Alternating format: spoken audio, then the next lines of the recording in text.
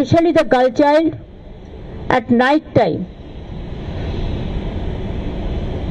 They should not be allowed to come out in the outside. They have to protect themselves also. There is a forest area. রাতে বেরোনো উচিত নয়, এই বিষয়টাকে কিভাবে দেখছে? তাহলে মুখ্যমন্ত্রী 8টার পরে আর বেরোবেন না আশা করি। তার যে মন্ত্রিসভায় যারা মহিলা মন্ত্রী রয়েছেন বা বিধায়করা রয়েছেন বা সাংসদরা রয়েছেন, তারা পশ্চিমবঙ্গে 8টার পরে বেরোবেন না।